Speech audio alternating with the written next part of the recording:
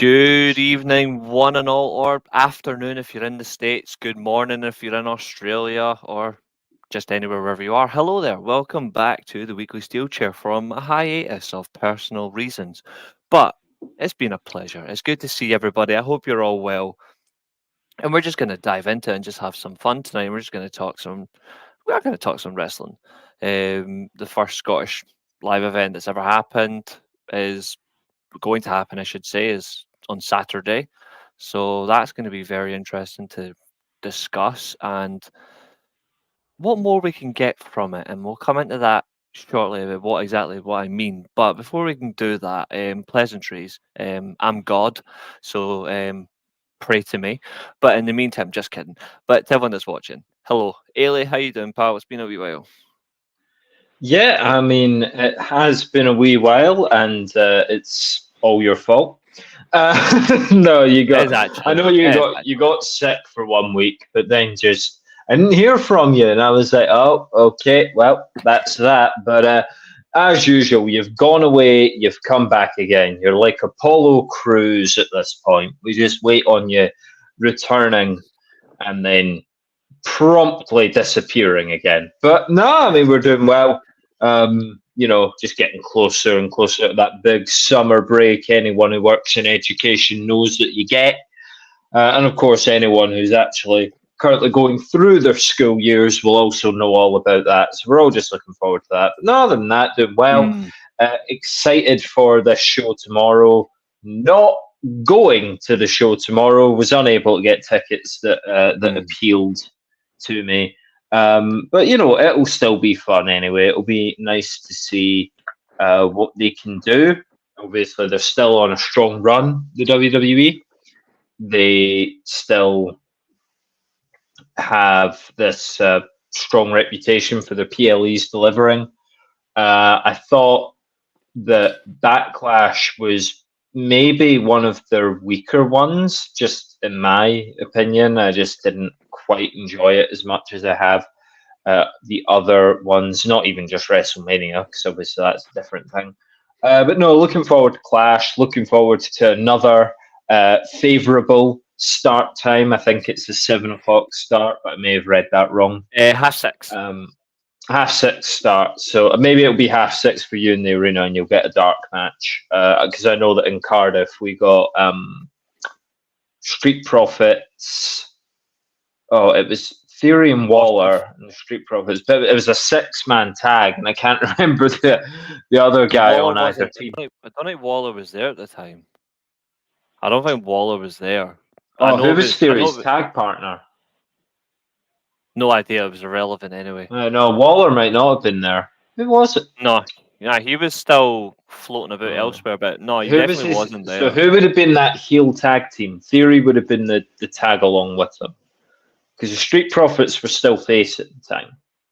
I honestly, for the life of me, can't remember. No, I don't know. Me neither. But hey, you might have a dark match. But anyway, we're not here to. Yeah, we're not here to discuss dark matches. We're here to discuss what the PLE watching peasants like myself, not even got Sky Television. I mean, but we're here. Wait. Hold on. Disclaimer here. If you did not have Sky in 1991, it's not our fault. We're not a total. No, absolutely not. But anyway, I had to get that disclaimer out there, everybody. Yeah, that cheap jab coming in. So anyway, I mean, going into this show, before we talk about the 5 matches that we do have, and of course they could end up adding one more on the go home.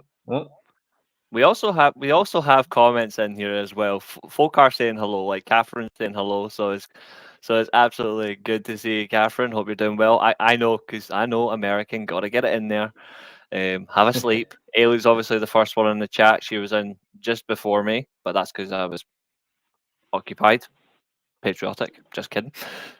Josh, my dude from Northern Ireland. Hope you're doing good, my man. It's been a while. You better not have crashed a train yet. That's an inside joke. Rach, obviously, is good to see you. And to answer your question, I'm going to Smackdown tomorrow, and I got the day off for it, which is even better. And I'm going to Clash, so yeah, I'll be there. Well, get your comments in, dude. Let me know why you've got a good feeling. And actually, you know what is even more interesting as well? If you've not got any good feelings about the show, tell me why. Or should I say, tell us why? Because to be fair, just prepare. You might get a bit of a lecture, and that's okay. But it might happen. I don't think we really need. Fair warning. I don't think we need one tonight. I don't think we need the lecture, but I get what you mean. And what I'm saying is, I think potentially you could see some reasons for maybe why you might not be up for it, but also there could be elements for why it could actually be a good laugh. We'll find out. Yeah, absolutely. So, I mean, before we dive into what's on the show, though, I wanted to talk about what isn't here and what is surprisingly not here. For me, I think it's a huge miss that Logan Paul's not on this show.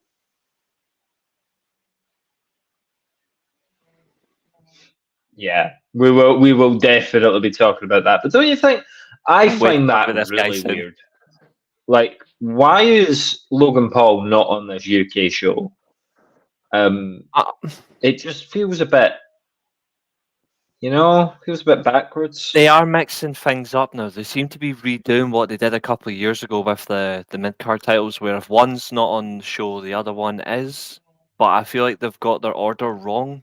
I mean, I've got nothing against Sami Zayn or Chad Gable. Like, I certainly think they're a very interesting duo against each other. But I actually agree. I think right now, when you look at a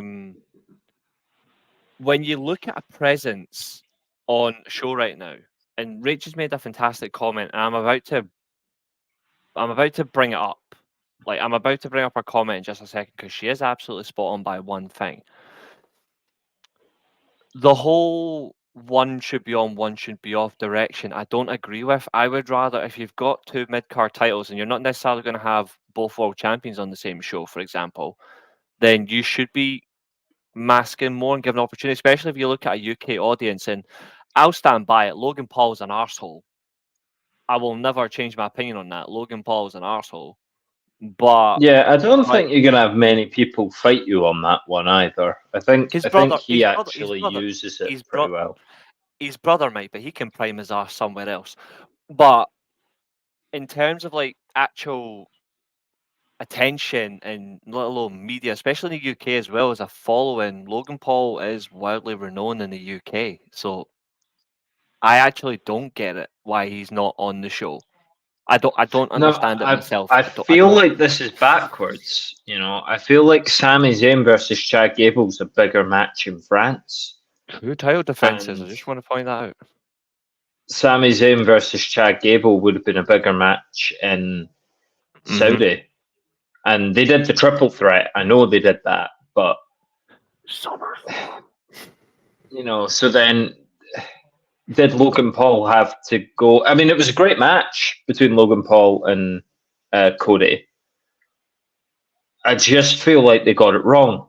Like, they could potentially be doing that here now, or they could at least have Logan Paul on this show. Defending against someone. I mean, because the thing is, if it's a big old, we're in Scotland, just do Joe Coffey or something. Just do something that like only Gallus Scottish people will really get. Yeah, but like if Gallus went, we're going to take it because it's Gallus boys on top, that would have been like, especially because you've had Pete Dunne and Tyler Bate going down NXT or across NXT to keep feuding with Gallus.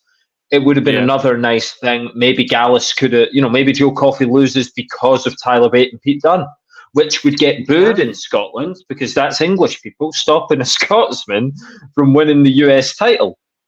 That could be hat on a hat booking. It might be too much, but I feel like it's just a big mess, I feel like Logan Paul was like a stick-on name when this was first announced. When this was first announced in Scotland, I was like, Logan Paul will be there. 100%. He's got to be. He's got to do the UK I do remember show. You saying that, actually. Yeah, I do remember you saying that. He's not on this card. At least he's not been announced on this card. And again, SmackDown's tomorrow.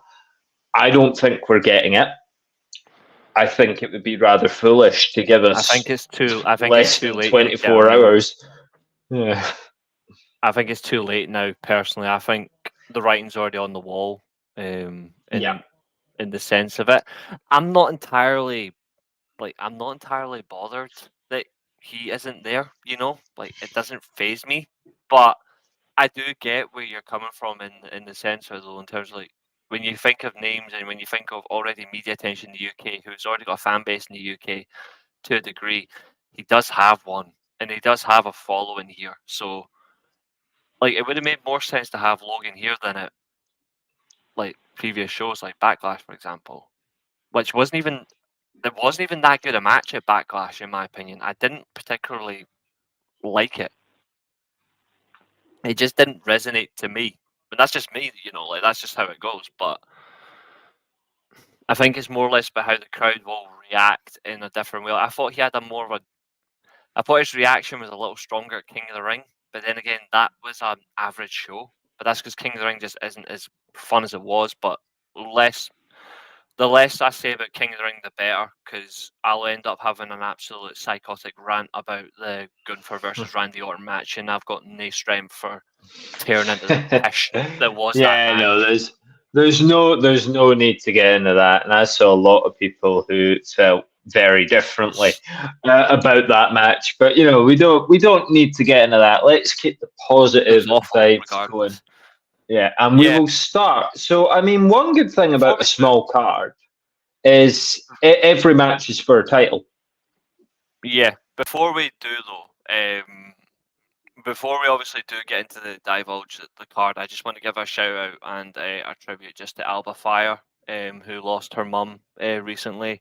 If anyone doesn't know, Alba Fyre is a Scottish wrestler who was in NXT, he's now on WWE's main roster. Her mum died in a car crash quite recently. So I send out my thoughts, prayers, condolences to her family at this time. She is on the card for Clash. I'll be, in the respectful way, I know a job's a job, but I'll be surprised if she actually is there on Saturday, because obviously family will always come first. But if she is there, I know for a fact that her entrance, she'll get a huge pop, and like a respect for her because of her circumstance. So I just wanted to. If she's there, they probably win. But we'll we'll dive on into that. But I mean, I suppose the order that I want to go in here, because again, the wiki's got a weird order. I probably would start with it. So I think if you're looking at the wiki list right now, I would go 5, 3, 2, 4, 1. Yeah, because 100% Drew is main eventing Clash. Yeah. There's no way even though the I Quit match is a gimmick match, there's no way that is main eventing a Scottish show. No chance 2 Americans are headlining this card. No, not with Drew McIntyre there. I mean, there is an argument that they open the show with that, but no, I don't see it. So we're going to dive on in to that tag match. Okay, so I suppose I'll start with disappointment and then I'll end with praise. Shayna Baszler and Zoey Stark do not work as a tag team, and they don't work as singles wrestlers here either. They are 2 wrestlers, and Shayna Baszler more so, but they are 2 wrestlers that I just think, nah, I don't think I want you in WWE. I don't. I think you could be good elsewhere. I think you've been presented, I mean, especially Shayna, she's been presented as nothing for so long that I can't care. And she's had so many tag partners that I can't care. She suddenly is Zoey Stark's friend, which they forgot about and then remembered. And what do these 2 do together? They stand around backstage talking shit about other girls, and then those girls beat them, usually. And I'd love to know, obviously, they qualify to be in the match, But I'd love to know how long term they've qualified to be in the match. You know, I can't help but feel, and I know you're beating the same horse with the stick at this point, but there should just be damage control again. In that Shayna Baszler and Zoey Stark slot, it should just be a contingent of damage control. And you could use this as a way to separate damage control because they're nothing now and they don't matter. And you've got 4 potential main event women there who each have to be held down by each other. It's a faction that is nowhere near as great as the individuals involved in it. Agreed. And I just feel like it could be Asuka and Kairi. They could be really different and do Io and Kai. It should be a contingent of damage control. You know, it was Asuka and Kairi last time, so maybe this time it is Io and Kai. And then this would be something where you'd feel like any team could win it.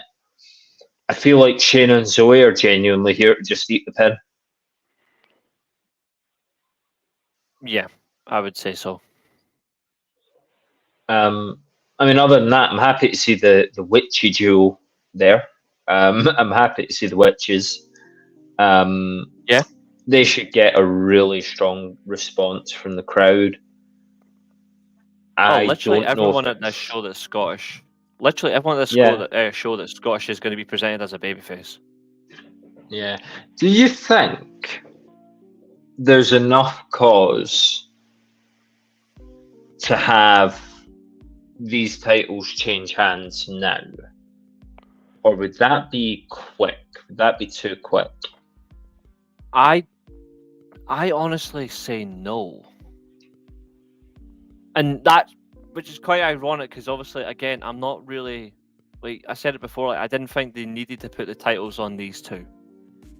Like I'm not necessarily like bothered by Jade, Cargill and Bianca Belair as tag champs, but I think the long-term solution is keeping them as champion because you're trying to get them to SummerSlam. And to be honest, damage control don't exactly interest me enough to say, you can force the split. No, you're not good enough. Like in the nicest way, damage control suck. I'm sorry. Like the only one that's actually interesting right now is maybe Dakota Kai. They suck as a faction, yeah, absolutely. No, I don't think anyone needs to cause the split with Bianca and Jade. I think they just shouldn't. I just, the team has confused me for a while. Yeah. I don't know why they wanted to team in the first place. Judging from the Royal Rumble, we were going to get Bianca Belair versus Jade Cargill at WrestleMania. They pushed that back because Jade wasn't ready yet. Yeah. That was reports that we saw.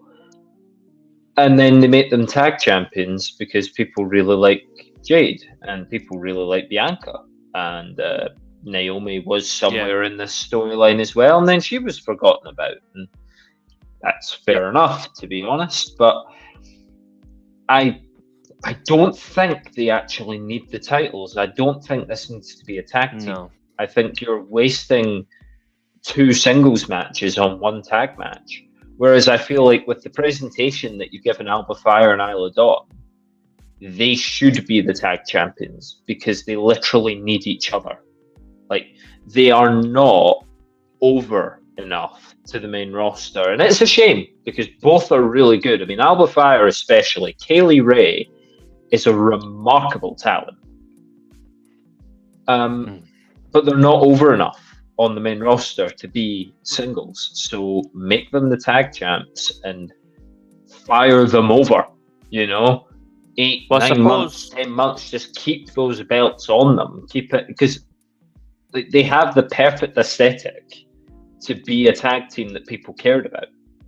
Well, I'd say Isla Dawn's over, but she's only over with Nick Aldis. But that's a different story. But no, I agree. I think when you look at the attempt at a women's tag team division in WWE, which is truthfully, it's not even subpar. I think subpar is generous. When you look at it overall, it's never been done seriously. It's a waste, and it's highlighted by now that NXT has now brought in a women's equivalent of a mid-card title, which has been long overdue. We tried to figure out ways to salvage this division. You may as well just kill it, because there's only 2 women's tag teams that are actually interesting. That's the Witches and Kaden and Katana. Like, they're the only 2 that actually seem interesting. I don't think you need a women's tag team title anymore. I think just replace it with a mid-card championship that does both shows, but still do the odd women's tag match, because tag team wrestling is fun, but for women's tag team as a whole, nobody seems to be buying into, we desperately want a women's tag team champion. They had their moment at Elimination Chamber 6 years ago, and it's been nothing ever since. Like, respectfully, there's only been 2 title reigns that people actually gave a shit about. That's how much I would say actually twice, because nobody gives a shit. The only 2 title reigns that mattered was the first one, and funnily enough, the same 2 that had it during lockdown, and that's Bayley and Sasha Banks, now Mercedes Moné. There seems to be the only 2 that generally got it and actually mattered. It's not meant anything since, and it's because they dropped the ball on it. I'm all for. Yeah, I've got nothing against that at all. Yeah, I think I would put a 3rd one in for like fondly remembered, which you can be the first Kabuki Warriors reign. Was that when they feuded with Becky and Charlotte? When Paige managed them, then they split on her. No, right, fair. No, not to be fair. I think that's. I mean, there's a couple of good matches involved in that one as well. I mean, it's strong enough. Yeah, absolutely. Trust me, we will get on to talking. I'm just doing this for our good friend. I'm just putting on, because to be fair, she says she believes, and if you believe in a Scotsman like that, then you deserve the one true moment of the most viral star in wrestling. You deserve Joe Hendry. You absolutely do deserve Joe Hendry. The man's a god. So I think I'm going to play safe here and just predict to retain. I don't think being in Scotland is going to be enough for them to switch the belts. I want to see the belts switched. I want to see Alba, Fyre and Isla win them. I think, by the way, it was a fucking joke having Alba, Fyre and Isla get called up to lose to the fucking moany cow that is Ronda Rousey. I think that can get lost. I'm glad that you said it, mate, because in respect, I would have said a whole lot worse. But again, I'll stop it there. But the fact that those 2 get called up, such an interesting gimmick, and it's another thing that gets fed to the ungrateful Ronda Rousey, is just makes me sick. Honestly, that's the what if show ideas, by the way. What if Ronda Rousey never showed up? Well, I'd be happier. But anyway, Bianca Belair and Jade Cargill to retain. That's not what I would say if it's Ronda Rousey. I'd say what if Ronda Rousey wasn't a giant skittle shagging cunt? But that's what I would call it. But hey ho, I don't want to get in trouble. Oh wait, I called her. I'll get in trouble. I think you might get in trouble. But hey, we'll see. We'll move on. Are you predicting? Are you predicting Sam? I'm going for a retain. I would rather be right.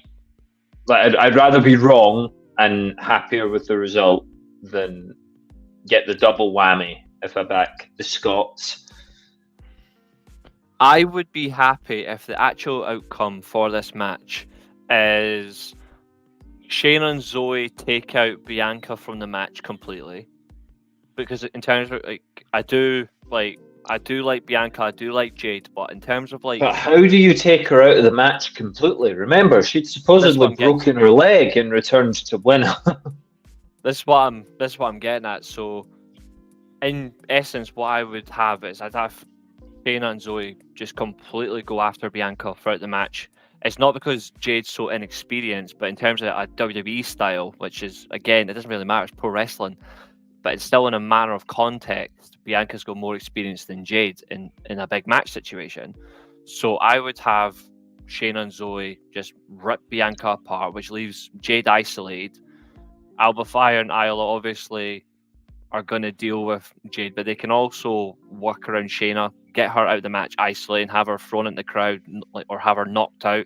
Zoey Stark isn't going to do much because end of the day she'll be trying to add more tan, and you're not going to get much here anyway. And then after that, I just have Isla Dawn and Alba Fyre just do a couple of double team moves, pin Jade, but it's not going to happen. I would like for the Scottish always to go over in every single match, but it's not going to happen. But I think that tag team wheelbarrow German suplex type move that they do, which I really am impressed by, I think that'll come into effect, and I think Bianca Belair and Jade will retain. But I would rather see Zoey Stark get pinned than anything else, but it's not going to happen. There's a world where she could get set up for that and caught into the gory bomb. You would have to be really confident, but there is a world where that could happen. If you think about the position that it sets up, I just don't know how you'd then wipe out the person who was holding her up for it. There is a world where that spot exists, but I don't think we're going to see it, and I don't think we're going to see a title change in what is the first match that we're discussing. You could tease a split here, though, potentially between Bianca and Jade. Like, just a little bit of animosity. Don't fully make them turn. That's stupid. I mean, it was nice seeing it live when Shayna kicked the living shit out of Ronda Rousey, but apart from that, you don't want to see it immediately happening on this event. You want to see it build up to the fact that we still have another event after this before SummerSlam. So fully expose it and then go all in at SummerSlam and see what happens. Well, what if they lose the belts and Jade Cargill starts doing a bunch of interviews about how fun it is on SmackDown and how much she's enjoying it and how much she's learning and everything. And it starts to get it to Bianca because it's sort of like the reverse of what's happening with Indy and Candice. So where Candice is showing Indy that it's all about winning, these two have basically always behaved like it's all about winning. I would almost like to see Jade not heal it up, but almost like she's taking in the moment, she's having a bit of a victory lap. So and Bianca, who's like never stopped winning, she gets annoyed about that. So basically, that could maybe be a way that I see it. Yeah, go. So basically you've explained it in football terms, where football fans moan about their clubs, the ones that are saying, "Oh, it's all about progress and we should aim for this objective," whereas the other ones go, "No, we just want to win." Basically, you've just described. I know you're an Arsenal fan, so you're not going to like this one, but you've basically just described Arsenal fans in contrast to, say, Real Madrid fans. Bianca's the Real Madrid fan, Jade's the Arsenal fan. Yeah, and perhaps, there's a bit of a victory lap going on, but Bianca's like just so driven by winning. But anyway, I think it's now time to press on. We probably don't have as much to say about these other matches because I don't have much to say about a certain one, but we're not quite there yet because I think we want to do Sami Zayn next, which... Okay. This for me is where the title has to end. Yeah. If I could have a minute of your time, you can have a minute to you how this Chad Gable arc is not actually that great. Jump in. People have said that Chad Gable needs to be like Kurt Angle, and I couldn't agree more with that. But the problem I've got with this is Kurt Angle was on his own. Like, no one liked Kurt Angle. He was on his own when it all happened and when it really happened for him. He didn't have a stable of jobbers that he had to somehow work around. I mean, Otis hitting Chad Gable in the previous match didn't feel right at all. And it was supposed to be this big moment of Otis finally standing up for himself. But it just made Chad Gable look spineless. And I haven't honestly cared since in terms of Chad Gable's character. In terms of the match, it's going to be a really good match. I know that. But I don't care about this Chad Gable character until he actually wins something. And he could have won in Saudi Arabia, and I get why he didn't.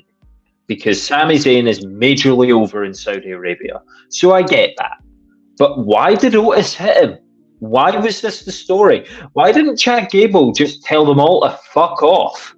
Why does he continue to say that I need to win by any means necessary, and at the same time carry three of the shittest wrestlers they've got? Thank you for I know Maxine's learning. I know Maxine's learning. I know she can get there. But we've kept Otis as a punchline for years. And he is crap. Otis is less impressive because people go, oh, look at the size of him. He's basically the same size as Bronson Reed. Both of them are much smaller than Braun Strowman, and Braun Breaker's rivaling them. So what are we doing here? Why are we treating Otis like he's... There's Omos on this fucking roster, and I'd rather see him. Because he's at least impressive. Otis isn't impressive. He's just fat. And he's strong. Well, sure, he's strong. But he's fat. He's not a giant. Stop treating it like he can't be beaten. Remember, he had that match with Nakamura where he ate the head. And then he just got kneed in the head again and pinned. He didn't eat the knee in the head and then win the match. He just got kneed in the head, and because... I don't know, the implication is his brain's too small to feel it? I don't know. He just got kneed in the head again and then took the finish. Like, what? I've got a funny comparison. I've got a funny comparison for Otis back again trouble. But I'm going to say it anyway. I'm going to say it. Otis right now is Otis right now is Alpha Academy's Festus. Yes, he genuinely is. He's on his Festus run. He just rings the bell. Yeah, and like, this doesn't need that. It doesn't need a comic relief character. This is supposed to be about Chad Gable shedding the comic relief. And he's carrying Otis, the dancing man, and the green lady. You know what's even funnier, and I'm not even joking, that it's actually funny that people are saying that what Otis is doing is a character. People really need to understand what a character is. Otis doesn't have and I'm going to go on a limb. Yeah. No one in Alpha Academy has a character. They've got gimmicks. Yeah, and I'm not advocating for any of this Hunter or whoever's in charge. I'm not advocating for it. But guys, leave a comment. Would you honestly care if there were Future Endeavour tomorrow? Would you honestly care? If the email came out, if we got the Facebook posts, WWE has come to terms with the release of Otis, Akira Tozawa, and Maxine Dupree, would you give a shit? Because I wouldn't. Not in a negative light. I wouldn't be like, they've released some of my favourite wrestlers there. I'd be like, oh, good, let's get back to a serious show. And you're allowed silly characters, but my God, be silly in the right way. If you're going to be silly, the Miz in our truth. If you're going to be silly, at least be believable. You know what I mean? Like, yeah, and if you're going to be silly, at least do something good once in a while. Otis hasn't done anything good. And the worst thing as well, though, is there's people who genuinely think he is good and they're excited if he does actually help Sami win at Clash. And I'm like, if he turns on Chad and helps Sami win at Clash, and I'm like, all the people that are advocating this, you are a bunch of fucking dorks. Well, what I'm going to do right now, okay, Otis WWE, I want to get his weight. 350, I think it is. Build 330. 330. So I'm not far off. Okay. I'm not far off. I gave him the extra 20 because. But here's one that I'm checking. Are you checking out Akira Tozawa? No. So who you checking? Who kg in pounds? Oh, don't offend me. Don't offend me. Don't offend me. Like, I'm not that far off. So Brutus Creed is 280 pounds. And he actually looks believable, and I can't wait for him to bloody join Chad Gable. 50 pounds lighter and a better wrestler, and he's just there. And like, if Chad Gable wants his own world's greatest tag team, it's not Otis and Tozawa. Mm-hmm. Spot on. It's the Creeds. It's been built that way. It literally fits itself in, and they've been so slow. It's athletically believable as well because Chad Gable is an Olympian. The Creed brothers are. I don't know if they are Olympians. You can correct me if I'm wrong. I don't think they're Olympians, but they are at least full-on amateur in this success. Otis is just a big, fat, belly, greasy, dirty, smelly bastard, and Akira Tozawa is shit. It's not hard. So they competed in the one of them competed in the trial. Competed in the trials. Placed fifth in 2016. They did make it. They were NCAA, weren't they? Yeah. So that's fine. Like, I can take that. NCAA, if you've done that, then class. I think it's Zayn's Guru Shuka. That's fair. You know what? That's completely fair. I'd keep them all except Chad. I really do like Chad Gable. It's just, I hope they actually just buy into him. He should have won a singles title long by now. Like, in terms of he is consistently regarded as the strongest wrestler pound for pound on that roster. And yet, and there's only so many times that you can say it. Like, there's only so many times that they can say it before I'll actually go with them on it. No, I agree. But he should be champion by now. It's actually this has to be the time. If Chad Gable doesn't win this match, he doesn't matter. Yeah, he doesn't matter. He can't matter if he doesn't win this match. So I'm going Chad Gable because it's got to be now.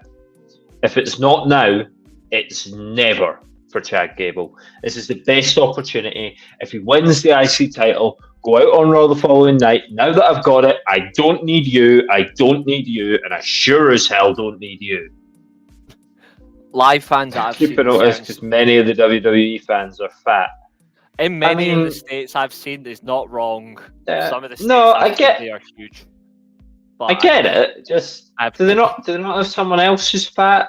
I mean, Kevin Owens is employed. Kevin Owens he's come down a little bit, but he's still big. But he's still got like an American physique. Yeah, I mean, to be fair, there's plenty of them like Burger Kings. Like Kingston's another one. Yeah, but no, let's not even give Eddie Kingston the recognition of being a wrestler.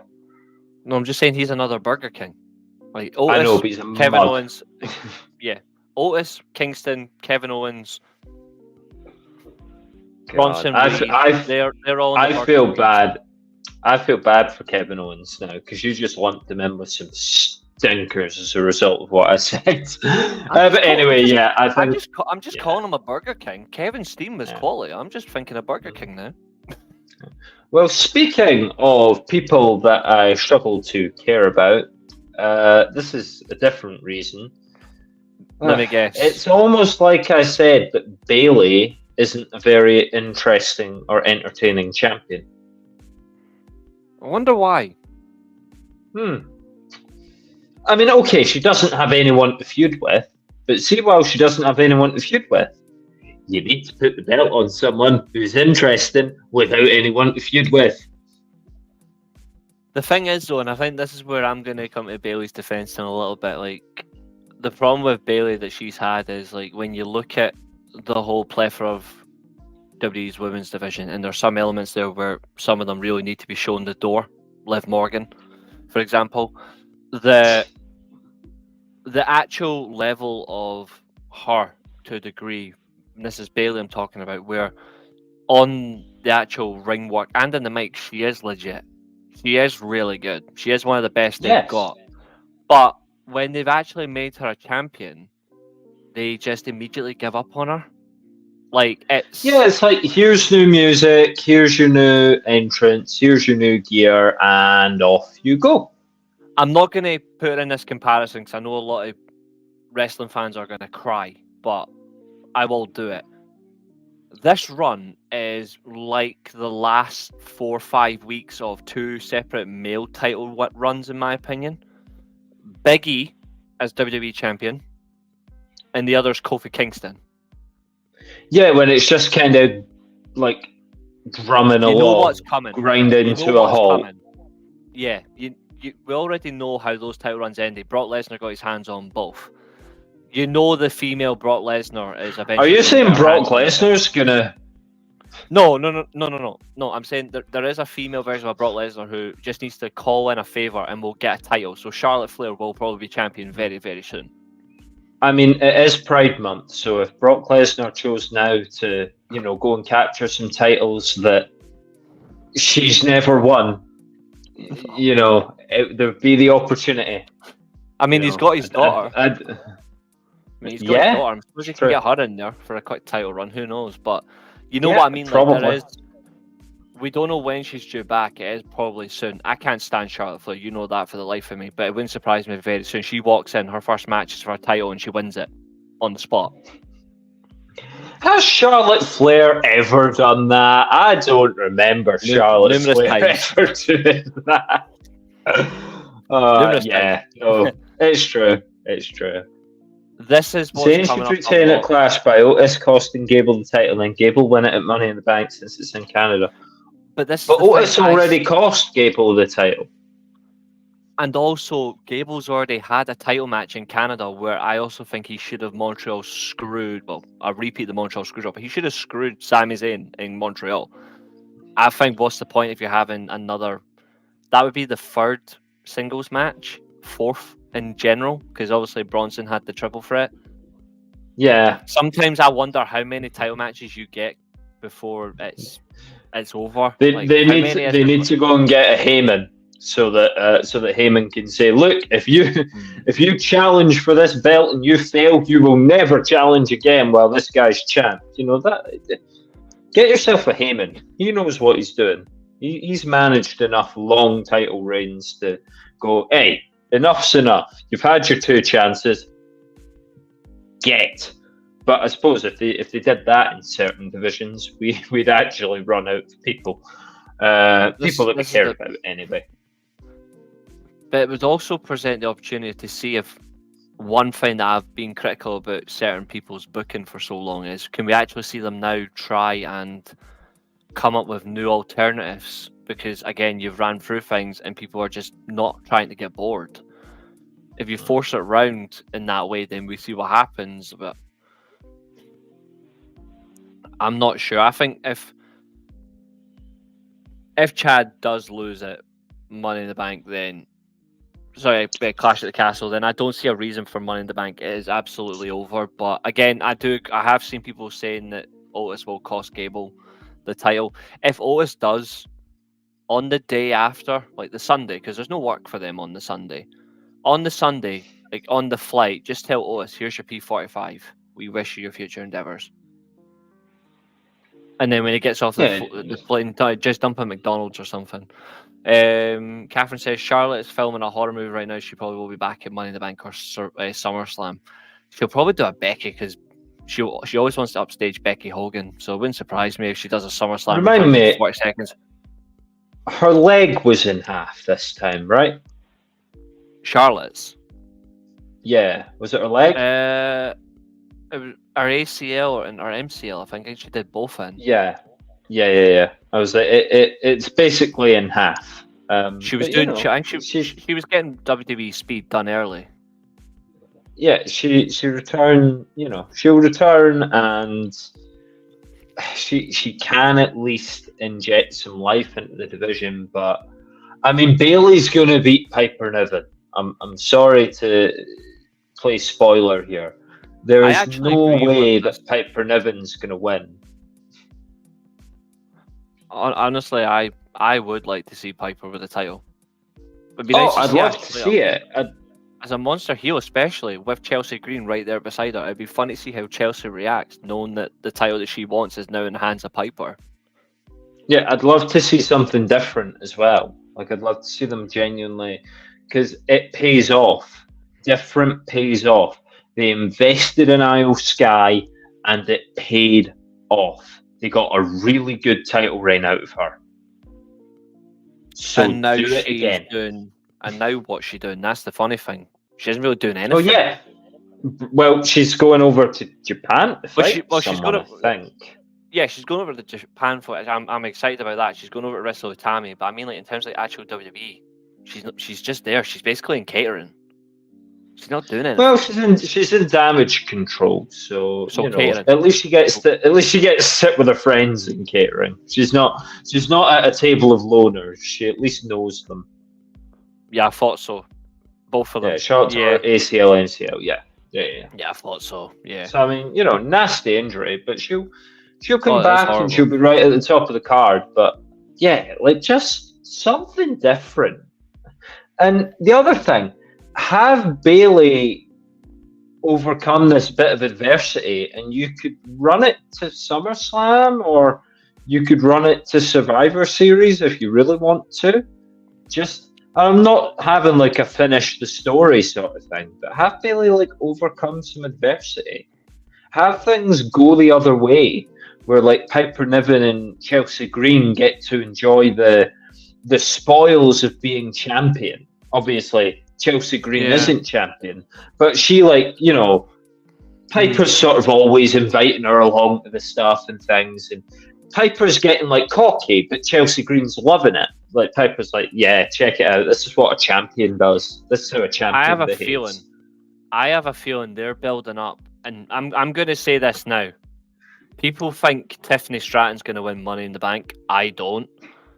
I think Chelsea Green's going to win Money in the Bank, and just for the absolute lols. Yeah, I said it. For the absolute lols, I actually would have Chelsea Green cash in on Piper, but not pin Piper. She pins the opponent, just makes that triple threat whilst Piper's not looking, and just takes the title and runs, and Piper just haven't got a bloody clue what to do.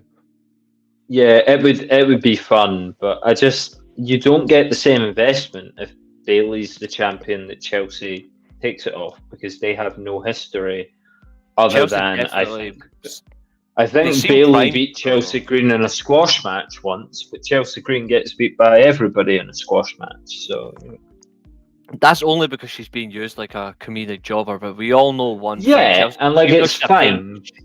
She is a pain in the neck, but the one thing we do know about Chelsea Green, though, besides that she is actually one of the best they've got on the mic, funnily enough. If they put her in wrestling matches, and I mean, we're like, I don't like, it's kind of like Santino Marella, like in his early years of WWE. Yeah, he became obviously comedic, but the guy can wrestle. Like, Chelsea Green can wrestle. Like, I've seen her wrestle some great matches. If they had her wrestle and she was competitive, she can go the distance, especially as a champion. I actually wouldn't mind Chelsea Green in the next few years as either women's champion, or she crosses over to Raw and she wins the world title. I actually wouldn't mind. I'm not saying this year.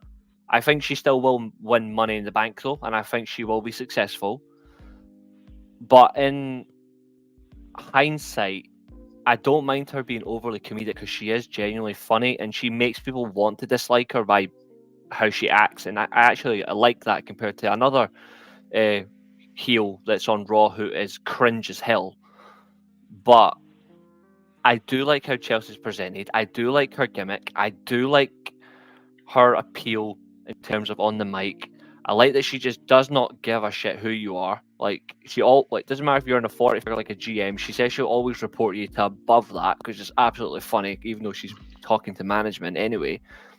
Yeah. But if she can genuinely wrestle, And if they had her wrestling,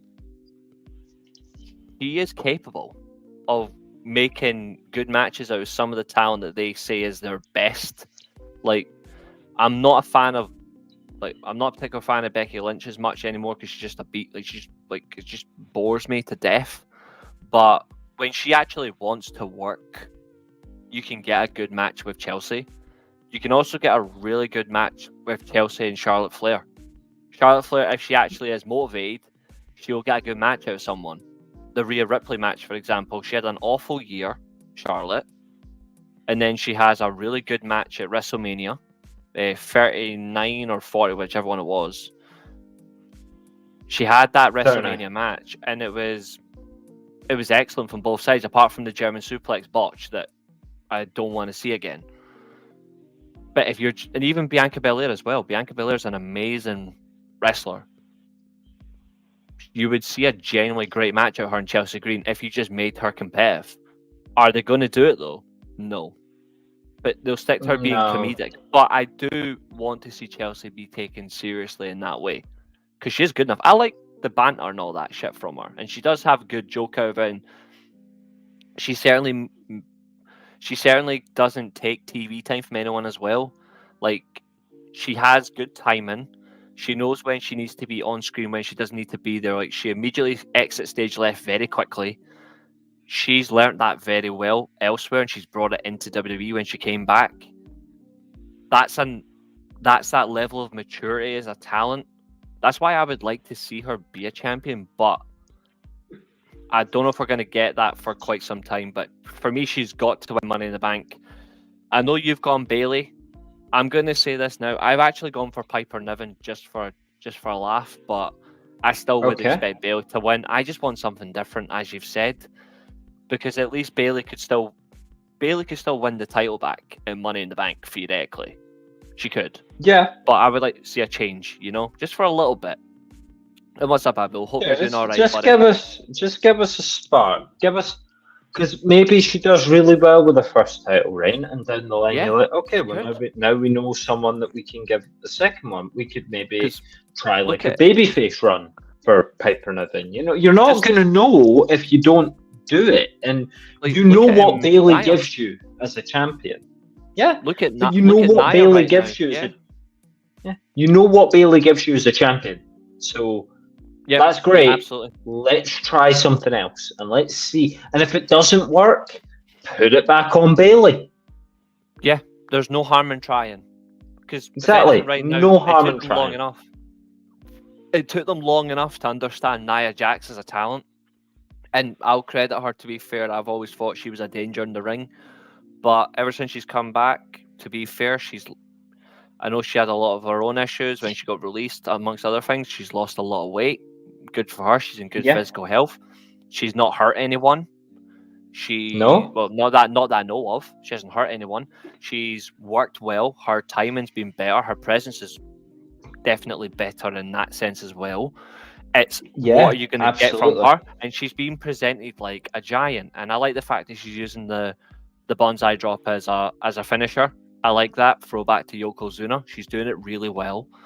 Yeah, she goes away, she comes back, she's freshened up. You put time and wins into her. You build momentum with her, and all of a sudden people care. And she's gotten all the way to being Queen Nia Jax. So she has. Yeah, Bayley is better at chasing the title than having the title. Yeah, because damage control stuff was really good in the build, but Bayley's just is champ, and that's fine because she can chase it again, get it back, big pop, short reign, back onto a heel, and then we go elsewhere. We still have Dakota Kai in the mix at some stage. We don't know. I know I said like last year that I had Dakota Kai, and I said it back before WrestleMania. I had Dakota Kai winning Money in the Bank. She was my favorite until I started just enjoying Chelsea Green more. Like I already like Chelsea Green, but I just like her much more now, and I would give her Money in the Bank. It'd be more fun. I don't want to see Tiffany Stratton get anywhere near a title for a long time. Just no, like she's being pushed too quick.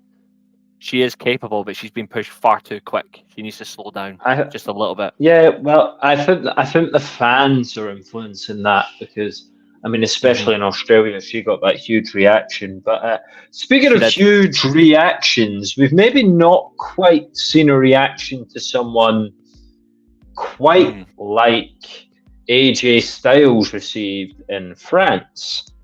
As a result, Cody, of course, went on a bit of a side feud with Just remind me your exact words about the French crowd. Like you said in our group chat, the exact words you said about the French crowd. Just remind me. They weren't positive words, that's for sure. I don't know what you could be referring to. I did find them annoying. Yeah, I did find them annoying. Listen, it's great that they reacted that way to AJ Styles. Okay, fantastic. Support who you support. I don't think they wanted AJ Styles to win the match. I think they just knew that it was a song, so they were singing it to pop themselves. The same way that after every 2 count, they were singing something. It was Simplement Deux, as you told me. I was like, what on earth? And I know French, but it was that many voices, I couldn't hear what they were saying. And they kept singing it. Yeah, and they kept singing it, and they kept singing it, and kept singing it. It just got annoying. It was like a too sweet. You know, it's like 1, 2, too sweet. Like, fuck off. Let me watch the wrestling. Get out of the fucking way. Stop trying to put yourselves over. It was genuinely crap. And I know that a lot of people have said they're the best crowd of the year. I will never say anything positive about the French except It's Antoine. So annoying. I'm sorry. If that's the way they want to take the show in, great. But in Cardiff, I booed the heels. In Cardiff, I booed the heels. And I cheered the faces. Because that's supposed to be what this is. Oh, here we go. Quick side promo. Promise it won't be more than a minute. Promise. MJF can fuck off. MJF can absolutely get fucked. Fed up of this cunt coming out here, acting like a heel, getting the biggest babyface reaction, and we've still to somehow think he's a babyface. He's using no original content either. He's going for the lowest of lowest hanging fruit out there. And he's just fucking dull. And he's out there with his tattoo. I'm Mr. AEW. Bet on yourself. I've got a tattoo on my leg now. That's fantastic for you, Maxwell. Let's see where you are when the company folds in 3 years' time. Also, decide what you are. Are you a face or are you a heel? I mean, I know they don't exist in AEW, but you could at least try, because I don't want to cheer you, because you're an arsehole. You're an arsehole, and the other people cheer you. So then I hate all of those people too. And then you create this weird world where he's an arsehole and you're booking him against arseholes like Rush. And I have no one to cheer. I have no one to like because I hate both of them. Rush because I'm supposed to, and MJF because there is nothing redeeming about the character. Anyway, moving on. Shall we talk about Cody Rhodes versus AJ Styles? 5-star match follow-up, this one.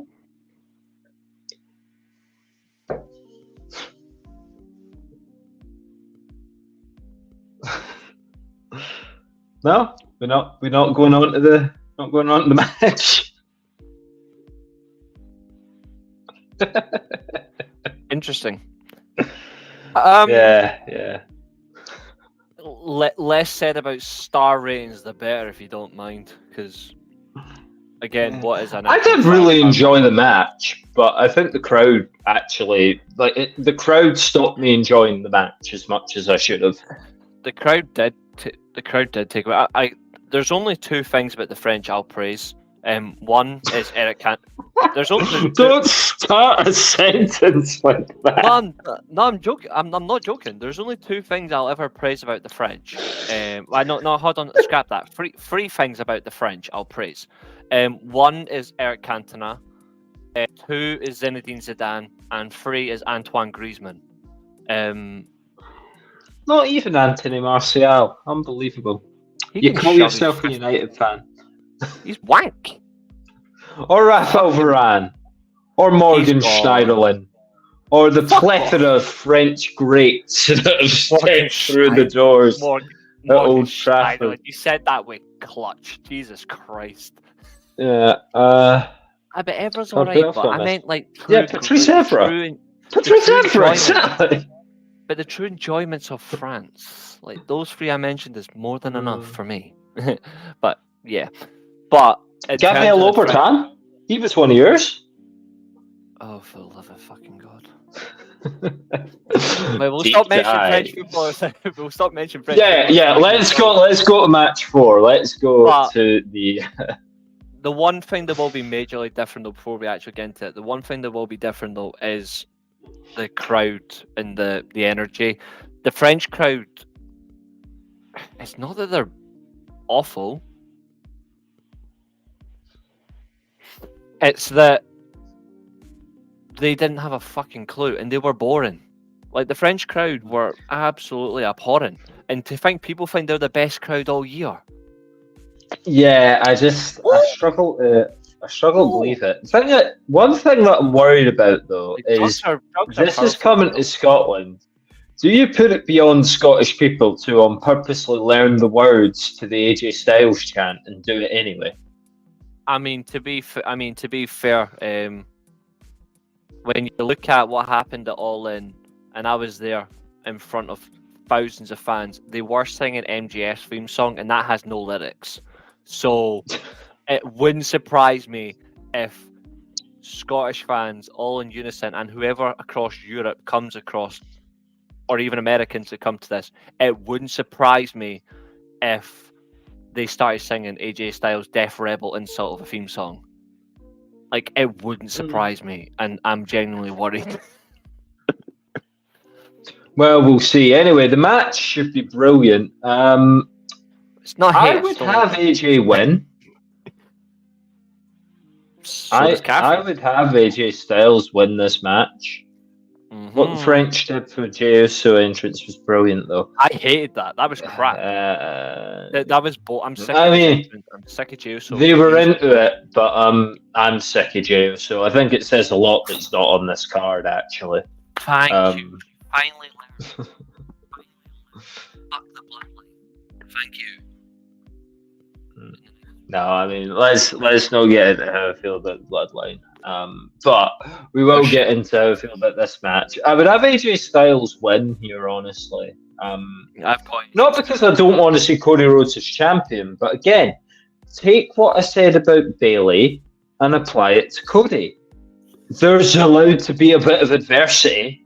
He's allowed to lose the belt to get it back.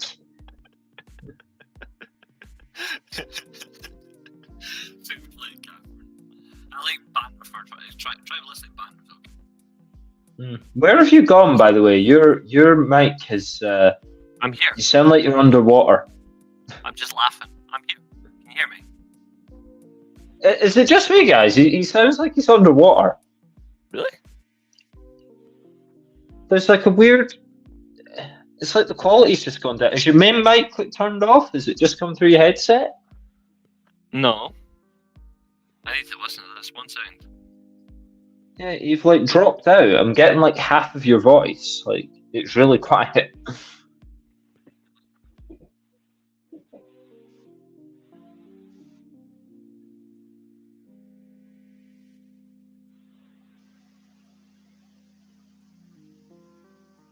And now he's gone completely. Everybody, welcome to the most peaceful minute of the stream.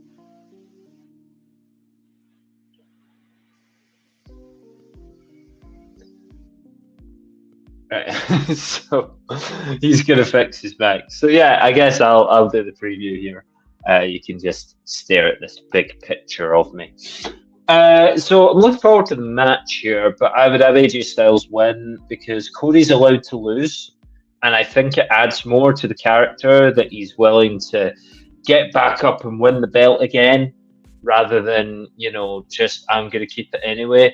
And I think AJ Styles does need one more run with the title. I think it's been far too long since he had a run with the title. Oh, try again. Can you hear me now? Yeah, there you go. I actually do not know what happened there. I actually don't know. I noticed that you random. Yeah, no, you started sounding underwater. Maybe the French heard you. Oh, yeah. Pourquoi tu gâches ta vie? Yeah, voici mon pied. French song for you as well. Pourquoi tu gâches ta vie? But yeah, I to be fair, when I put my predictions out, AJ Styles' name was the first name I actually put down. That says all for me. Like, I really want him to get one last title run. Like, he deserves it more than anybody on that roster. Like, let's be real. He deserves it more. And again, I say things not because I want people to get hurt, but I say it for how I feel. He deserves a title reign more than Randy Orton.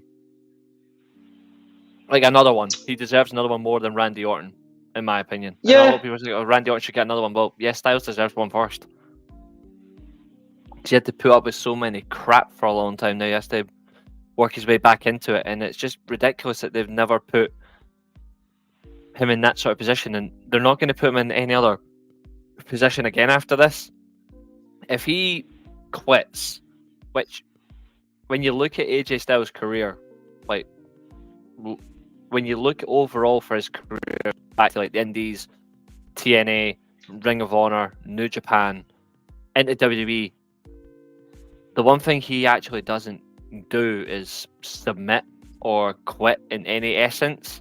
So it's quite interesting to put Styles into this position with Rhodes when you look at it as well. Cody Rhodes is one and the same. Like, this feels like a last resort type of match. But yeah, I don't know. I feel like this definitely is a way to end a feud. Or at least it's one way to end a situation right now. But the question is, though, now Abel's saying that he thinks that AJ will go back to TNA at one point. I already do. I think he'll make an appearance anyway, because it's anniversary stuff for him anyway. But in actual respect and for himself as a wrestler, he does have his lifespan. Like the writing is on the wall for him. It is very soon. And 70 people watching, get your comments and let us know what you think. But the actual meaning of Styles, if Styles does quit, where does he go from there? Because theoretically, that's it. Like, he shouldn't be in another world title picture for me in WWE anymore after this. If he quits on Saturday, it's not because he's finished. It's once you've quit, that's it. Like, well, he returned as this like big heel. Like, people are like, "What the hell has happened to AJ? The size of him, the size of the man." And then no, he it looked like it. We're not talking Juven to Guerrera either. But he's come back, and they've done so little with him. I mean, I'm surprised they had LA Knight go over him, because he really didn't get anything through coming back. He came back, lost at Royal Rumble, and then lost at WrestleMania, and then lost at Backlash. That's my whole point. Yeah, like, that is just my whole point. Also, I just want to shout to a podcast that, like, obviously I do watch a lot. They have commented on our tweet and shared it, by the way. They have retweeted. So I just wanted to give a shout to Covalent TV, who's another wrestling podcaster. I really do recommend checking them out if you're a wrestling fan or just a media fan, like in gaming. Check them out on YouTube. They are very unbiased, good laugh, and I just want to put this in there because this is entertaining. They do a lot of media as well, and they put up I sent this to Ailey as a screenshot, right? Just because it's just funny. But obviously they put the two about CM Punk and his management, and there's obviously the phrases CM Punk is signed with padding for representation in all areas. Naturally, I quoted that saying that's quite a shift. I mean, I can't help it. I was right there. Leave I love it. that. leave it to you to make a reference to AEW's Gunther and Jon Moxley. For fuck's sake. You will never live it down. I will never let you forget it. I know, but to be fair, I will always have right on my side for what I said. I did not say it for that level of comparison. It will just always be used against me. But always, you said it. You can lay in that bed. I know what I was saying behind it. That's the difference. It was not about the entertainment shit that Chris Jericho was about. I'm not re-establishing this again. I'm not re-establishing it. Oh, you mean Chris Jericho taking the gimmick of Chase U of all things now? No, it's not Chase U. It's Brian Myers. He's the one that actually did the learning tree first. Yeah. But he calls it a teaching moment. Yeah, and Brian Myers, obviously, when he first joined TNA, like he literally went with the learning tree. Yeah, but was he calling them teaching moments? No, he was calling it the learning tree. Yeah, no, because I'm saying Jericho said this is a teaching moment. Oh, the teaching moments. I think he did it at first, and then it just disappeared. Chase U did teachable moment. Like I just find it so weird that he did it first, and then it just stuck to just the learning tree, and he just said like everyone's just learning by me. He never said he just stopped with the whole teaching thing after that. He just said everyone's just learning by me. Okay, all right. Well, Brian Myers has never been anything, so let's not worry about that. He's just a total professional. That's all he is. He's just a total professional. So you've got AJ. I've got AJ Styles to make Cody Rhodes. I'm gonna have to say Cody because it's this company. I don't think they're gonna have. I'm glad you said this company. I'm glad you finally said those words because. Yeah. Well, there's a lot of that going on in WWE right now where I'm just like, take a risk, take a chance. Come on, you got so many people injured. You might as well take a chance.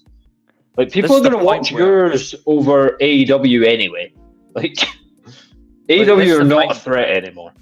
To be fair, we're not looking for wrestling companies to, unless you really want them to be a threat. I'm looking for like wrestling as a whole because I don't believe that the wrestling industry is strong or as strong as it is. It's just more money is being invested into certain areas when, frankly, if you want wrestling to be strong, every company needs to be doing it. That's across the globe, not just. So what you're saying is Tony Khan's using his billions of dollars to hoover up free agents that would otherwise boost other companies. And I think you could go back as early as when we did our first AEW show and you would hear the same sort of thing. Not necessarily what I'm saying. It's not necessarily what I'm saying. What I'm saying is I would like to see, because again, I see it all the time on social media where the talent don't care. Like the talent don't seem to care as much as tribal fans. Like the talent just want to enjoy the ability to go to other promotions, work a different way, and then at some point they'll revert back, or they'll go to another until Tony Khan tells them to tweet something out or go out in the ring and say something to make him feel better. Yes and no, but again, it's everywhere. Every company does this, but people like. And no, I know, but Tony Khan does it from a position where it matters that he's doing it. But anyway, that's not the point. So I think Cody will win here, and I think we've just got to jump on in because I did say I only had till 10 o'clock. I'll push to 10:30, and then I must be going. But Cody winning would be bad though. Cody winning would genuinely be a bad. It wouldn't be bad. It would be disappointing and expected. It wouldn't be bad because Cody Rhodes. Yeah, Cody Rhodes is not a bad wrestler by any stretch of the imagination. He would go on to have other interesting feuds and programs, and obviously you've got Randy Orton there waiting if that's where you want to go. Great. Naturally. I just think there's a little more in doing one more match with AJ. How do you get one more match with AJ? You have AJ win here. He has to win the belt. The I Quit match as well would justify the fact that AJ also, again, I'm sick of, and I've got I'm sick of his name being mentioned because like the man just needs to be living, like he just needs to rest in peace. But like his name needs to be just left alone from every single Cody feud. But he made Dusty Rhodes pass out. So frankly, you should do the same thing. Just make Cody Rhodes pass out to the figure 4 leg lock. Like these two in an I Quit match, there is no limits. People are going to say, "Oh, blood, no blood," whether you're a fan of it or not. This is a match where, frankly, because it's a gimmick match and there is literally no holds barred, let the two go all out and let a little bit of colour come up.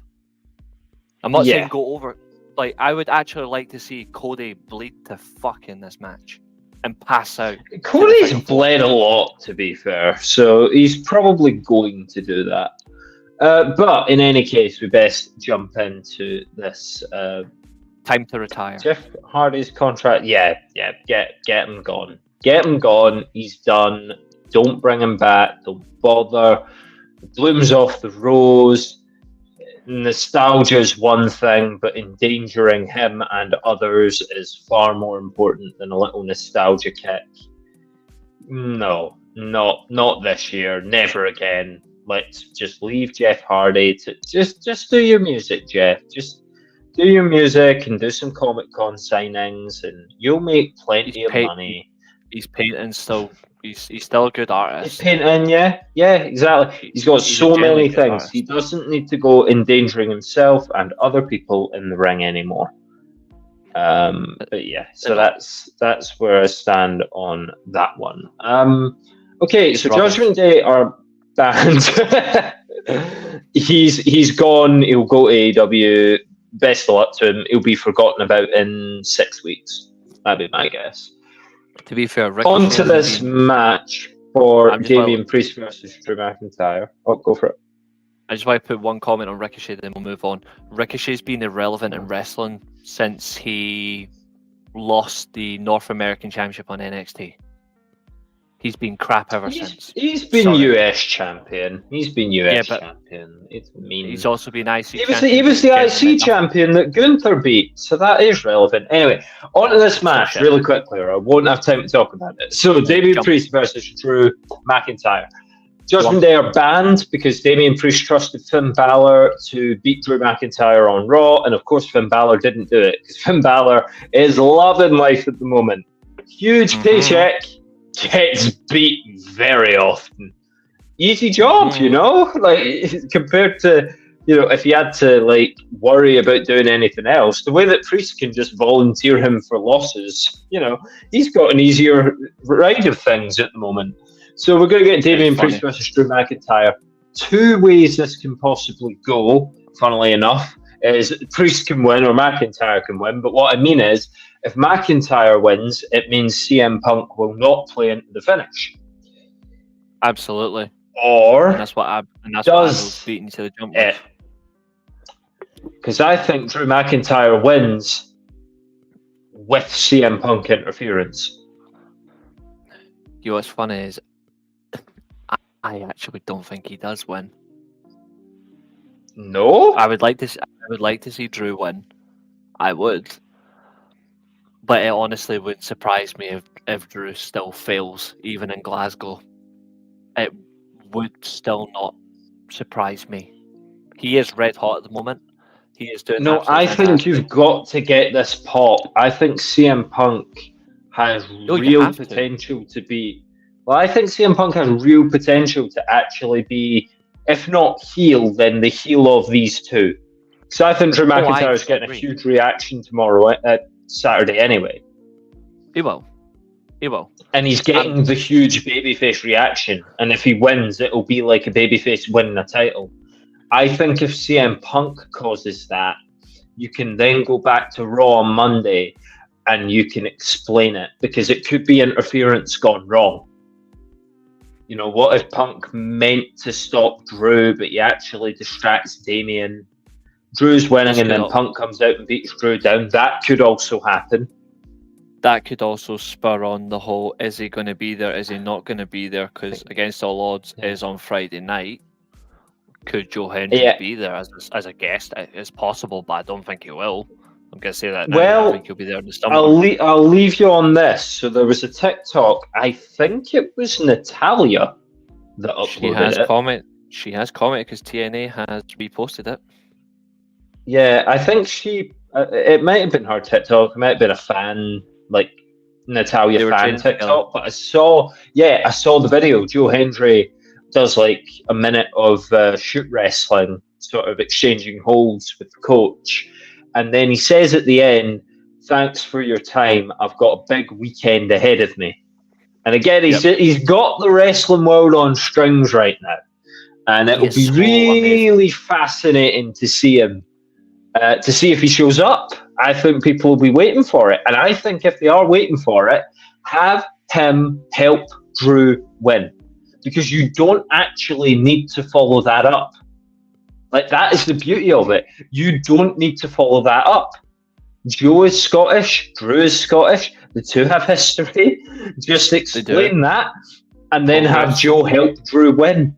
And then Joe doesn't need to do anything else with Drew McIntyre. That can be it. And then Punk can come down and beat Drew up after. Punk could come back on Monday and beat down Drew. And we can continue the feud that we know that we're going to get.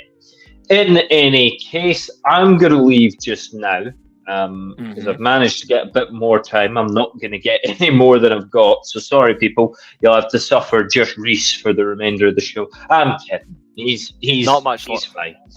Not much longer. I only have a couple of things before. We do have some close. That's all good. So pop me down for a Drew McIntyre title win, everyone. This has been a lot of fun. Remember to do your best to enjoy Clash if you're there. If you're not, I'm not there, so we can enjoy it even if we didn't bother paying for those tickets. And other than that, hopefully, Reece, we're back to it being the weekly Steelchair and not the when I feel like it Steelchair. It's two shows this week. It's two shows this week. All right. Because we're back. Because we're here on Sunday. We're here on Sunday afternoon. We're going to review this show. But we'll work that out. I'll let you know about scheduling. But I'll head off just now. I'll have to let you know because work's going crazy at the moment. But yeah, I'll catch you in the messages anyway. Absolutely. The 92 people will also say goodbye to you as well. No worries. Thanks for tuning in, everyone. All right, guys, just a couple of closing comments from me before I wrap up. So if you've got any comments or questions, get them in. But I also just want to... I would like Priest to retain just because I like Priest. Not a bad shout. I think it would generally get a lot of heat if he was to walk out of Glasgow as champion. We'll see what happens. Punk comes out and beats Drew down and tears his pec. All the entertainment. So like I said, obviously we are going to review this. Obviously, the show will be done full review. Obviously, I'll be checking out some other podcasts as well that do some great stuff like Cody, and I'll be checking out their review after I get home because obviously I will be at Clash because it's only an hour and a half away. Fun enough for me. We do have the What If series starting very soon. I've written down a lot of show ideas based on that concept of what if wrestling what if the territories never ended because of the Black Saturday, for example, is a concept I've got in mind. What would happen if WWE didn't start NXT as an entertainment show? Like, I've got so many like concepts in mind. I've got like Japanese scene, I've got Lucha, I've got North American, I've also got some European as well. I've put on there, so we'll see what happens. But I've got some ideas I'd like to get some people, if you want to get involved with, by all means, let me know. People are certainly allowed to come on the channel as well. I'm not going to say no to that. So I'd love to get everyone's involvement. I'd love to get some collaborations going soon. Some people in mind, very top of my list. I would certainly like to do that. And I want to get some people back on. Like I said, Alba, it's been a while. Need to get you back on, dude. It'd be cool to see Drew win in Glasgow. I'd like to get Catherine on as well because she does have a podcast. Check out Catherine's podcast. I'm actually going to drop it in the link just now, actually, below. 1 second. Because I do like helping other content creators that I actually do like. So I'm just going to get that now directly from your Twitter, Catherine. So 1 second. Catherine's channel is called The Mid Podcast. So I do recommend it. It's actually really good. So there we go. 1 second. Recommend it. It's actually really good. I hate hearing myself back. That's Catherine's channel. And then I also recommend this one. This is a channel that I really do recommend. I'm just getting them up now. I will certainly do my best. Thank you. I'm looking forward to it, especially because obviously I'm Scottish and it's good to have like our own one because I've done All In. I've done Clash at Wembley. I've done Money in the Bank in London as well. I'm going to be doing All In Wembley too. One of my friends is a referee for a wrestling company as well. So it's nice to get around and just enjoy it. It's just a whole different level, and that's what matters to me, is just having fun and seeing where it goes. So, first link is Catherine's, the Mid Podcast. The second one is Covalent TV. Please check them out. Honestly, you'll really like their content, especially if you like late night banter. Especially if Werner's on and he's looking for Piper.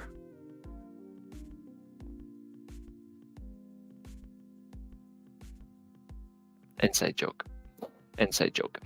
I may have to listen. It might help with my dissertation for my PhD. Oh, you should. Definitely do anything I can to help, but I'd love to get you involved as well. But I'd love to know more about your dissertation. Like, fill me in. Let me know what your plans are for and what you're going towards after this. You're very welcome. If there's one thing I like to do, is help like wrestling fans who I get along with and content creators. Like, again, good content creators should be shouted out, not disregarded. And so I give her a shout out, and then she sends me a tweet about Charlotte Flair. I wish I had the noise, like the sounds that Covalent had, because oh my god, would be used right now.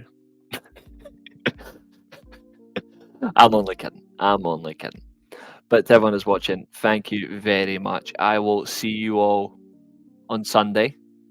We'll get through that. We're going to have some fun, more gaming streams, and we're just going to absolutely kill it. But in the meantime, Covalent TV, I think they'll be live tomorrow after Smackdown, but it's the US time, so it'll be much later in the evening.